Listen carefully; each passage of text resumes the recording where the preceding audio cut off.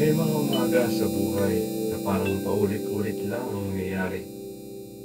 Gigising, maghahanda, at lalabas ng bahay para harapin ang panibagong araw. Ganito ang pakiramdam ng maraming Lunes ng umaga. Tahimik, mabigat, at minsan ay parang isang mahabang simula ng paglalakbay. Habang naglalakad ako papunta sa trabaho, napansin ko ang mga taong nagmamadali, ang mga sasakyan na dumadaan, at ang unti-unting pagbangon ng lungsod mula sa katahimikan ng gabi.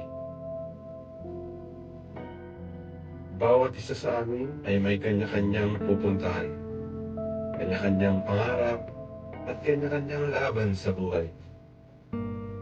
Madalas nating iniisip na darating ang araw na kapag naabot na natin ang ating mga pangarap, doon pa lang tayo magiging tunay na masaya.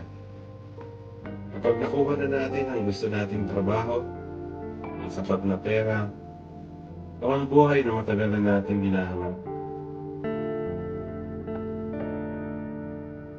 Pero habang naglalakad ako sa umagang iyon, may isang bagay akong napagtanto.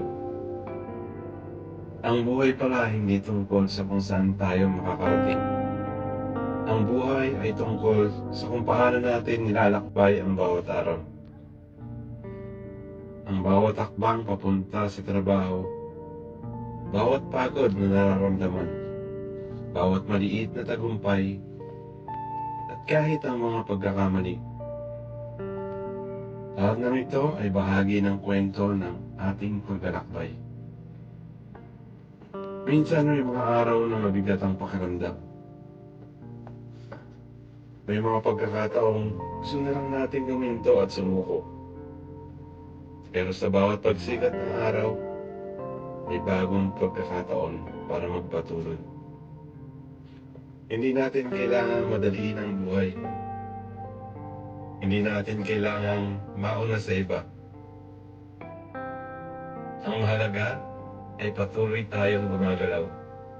Patuloy tayong lumalaban at patuloy tayong nangangarap. Dahil sa huli, ang buhay ay hindi isang lugar na kailangang marating. Ito ay isang mahabang paglalakbay na dapat nating pahalagaan sa bawat hakbang. Napangiti ako sa isang simpleng katotohanan. Ang buhay ay hindi lang tungkol sa destinasyon. Ang buhay ay isang paglalakbay. At napakaganda ng paglalakbay na ito kung marunong tayong tumingin, huminga, at magpasalamat sa bawat bagong umaga.